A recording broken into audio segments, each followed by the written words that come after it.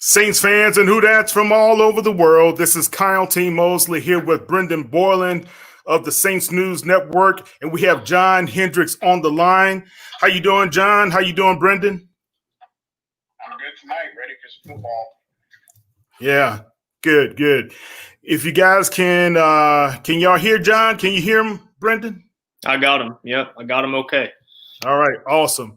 All right, well, John is at the stadium at Raymond James Stadium in Tampa, Florida, so he's dialed in with us, and we're going to talk a little bit about the New Orleans Saints headed into this NFC South battle against the Tampa Bay Buccaneers. And so much implications on the line here. Let's start with you, Brendan, and what's going on? What's your pregame thoughts about what will happen with the Saints going against the Bucs? Well, I think the biggest thing is, and the biggest storyline is going to be this Bucs front seven, right? That was the storyline all the way back in week one, and the Bucs front seven has proved to be one of the best in football. They're the best in terms of stopping the run, and they've given not just the Saints teams headaches in terms of taking away their mismatched weapons. And if there's a defense that can contain Alvin Kamara, because I really don't think there's any defense that can really stop Alvin Kamara, it's this front seven for the Tampa Bay Buccaneers and those linebackers that are so athletic and smart. The Bucs have their hands full, as the Saints are, because it seems like both teams, they got healthy, rested up, and well for this matchup. There's not a whole lot of big names on this injury report when it comes to the skill positions. Yeah. John, tell us about, I guess, the Saints, the inactives right now. Any surprises, or is it pretty much what you thought? Yeah, no surprises. I mean, you only have three players that are inactive tonight. You got Ken Crawley, Ty Montgomery, who they just activated off of IR, and Derek Kelly, one of the reserve offensive linemen. So all in all, they made some corresponding moves on Friday with their final injury report, putting Sheldon Rankins and Justin Hardy Sr. on injured reserve, and then calling up Ty Montgomery. A lot of fans have asked, Quan Alexander is not playing in this game. The Saints received a roster exemption for him, so he's not officially on the team because of COVID protocols. So again, he's expected to join, but again, there's a waiting period for that. But other than that, no, they're looking at full strength, looking at some of the things. Michael Thomas has some kind of tape on his left leg, left knee area. So that's something to just pay attention. Didn't see any type of tape on Drew Brees' right shoulder like he had last week against the Bears. And then as far as some other observations, Cesar Ruiz is starting at right guard. During walkthroughs, it looks like, even though with Nick Easton returning from that concussion. So definitely some things to pay attention to. Very excited to see this just because you have the Saints back healthy on offense, and then defensively, again, they're healthy on paper. Okay, good. Well, and that's good for the Saints right now. You have most of your playmakers who are going to be available, right? You have Callaway, who's returning, Michael Thomas, of course, and Emmanuel Sanders. Brendan, right now, with those guys returning to the lineup, as well as knowing how good the Bucs defense is, what do you see? What's the what's the challenges for the Saints right now? Well, I think the weird thing with the Saints is just a few weeks ago they were fantastic on third down, and then came out last week and they really struggled on third down. And that's where I start looking towards Michael Thomas. And Michael Thomas is not going to just magically fix it all by himself. But the one thing to remember with Michael Thomas is, though, the guy caught 149 passes last year, right? An NFL record. He's Drew Brees' absolute favorite target. But there's going to be more attention now on Michael Thomas. And what is that going to do? That's going to open up more one-on-one opportunities, whether that's for Callaway or Sanders, as you mentioned. I really like Jared Cook in a matchup like this. There's going to be less attention towards the middle of the field because you're going to have to really go sideline to sideline and have to really think about, okay, are we going to double Mike Thomas? Or are we going to double Alvin Kamara? So there's going to be some spaces open up just because Mike Thomas is in the lineup. But I do think the challenge is going to be running the football. As I said, the Bucs, best team in the NFL in stopping the run. You're going to rely on Latavius Murray in this game. And if you read my fantasy article this week, it was don't start Latavius Murray because he's not going to give you the numbers you want fantasy-wise, but he's certainly going to be, the guy for the Saints to run between the tackles, get 15, 20 carries tonight, and just be a little bit of a change of pace. Get those hard 2, those hard 3, because we know when those hard 2s and hard 3s start getting annoying, those things break off into 6, 7, 8-yard runs. it's going to be a tough night for Murray, but this is what he's built for. John, what about you, man? You have been observing the Saints. You see the players on the field. You've gotten a tone or a feeling as far as how these guys are, I guess, ready to go for this tilt. What's your opinion right now?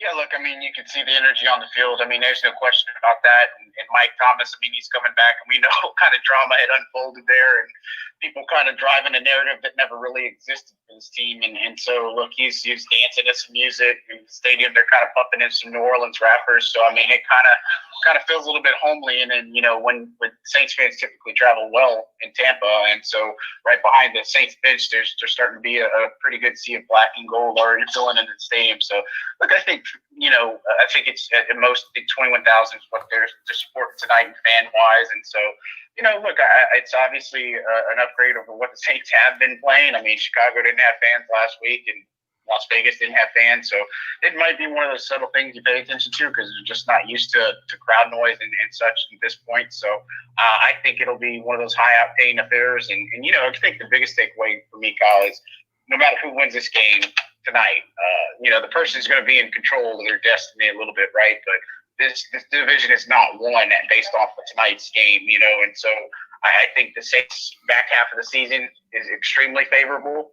You know, we look at games like against the 49ers next week, against Atlanta, against the Vikings, against teams that just have not been as good as maybe everybody thought they were going to be this season. So, you know, when you look at the schedule, Kansas City seems to be the biggest hump right there. So, again, the Saints are poised to put a run together, and right now I think it's more of how they can match up defensively against Tom Brady and the weapons that the Bucs have versus the Saints' ability to move the ball, because I think they're going to be able to move the ball pretty easily tonight. Yeah. I was looking at that Tampa Bay Giants game, and the Giants were really doing a good job on the ground, pointing to what you were talking about, Brendan.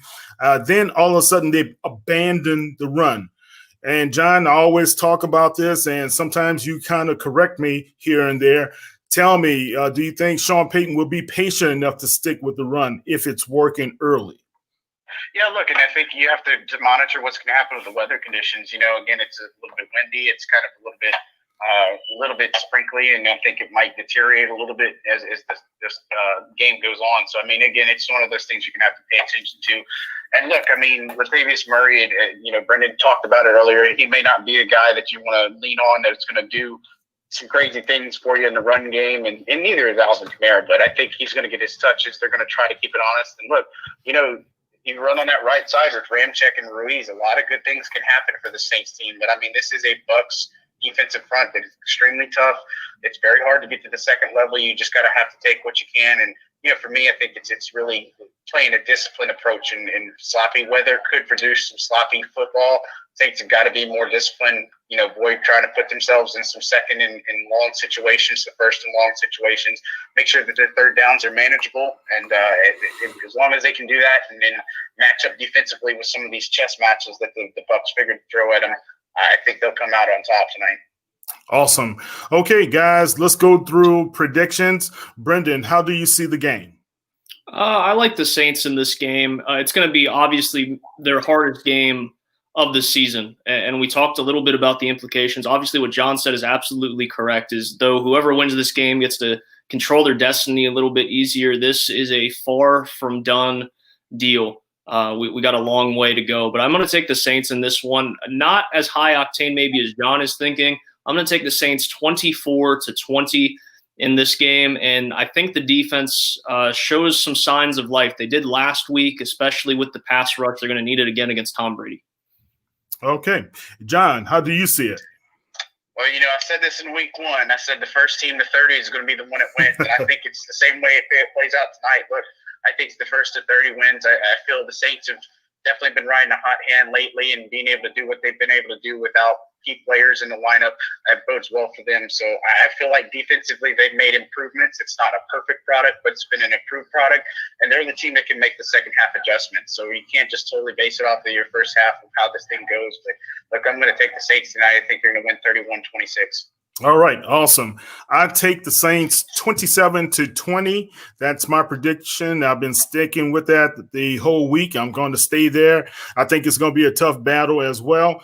Guys, John Hendrix is on the line. Any last questions for him? Hurry up and put it in the comments.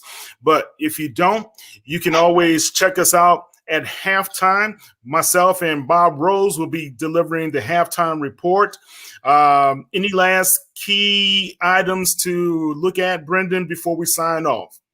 It's going to be interesting for the Saints secondary today, right? Because Chris Godwin is going to give it a go after having a minor surgery on his thumb. Antonio Brown is active, and they don't know how many snaps he's going to get, but that's one of the most dynamic receivers in football when he's healthy, both physically and mentally, right?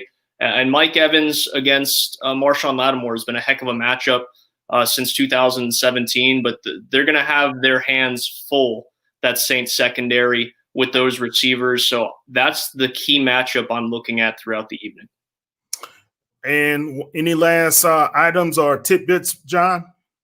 Yeah, for me, it's paying attention to the pass rush. The Saints have 15 sacks in 4 games against the Bucs.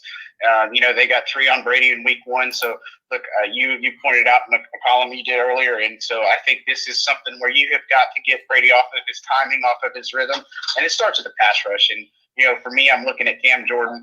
He's 15-4 in the lineup, I believe, with the Saints, and he's had only 1 game where he's had 2 sacks or more.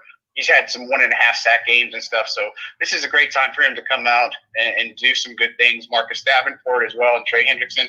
I feel like that's just where the Saints really can do it. As long as they can get it, it might just take some chunk yardage in the flats. But if they can get after Brady and disrupt that timing and his rhythm, what he likes to do, then I think the Saints should be able to do fine on defense.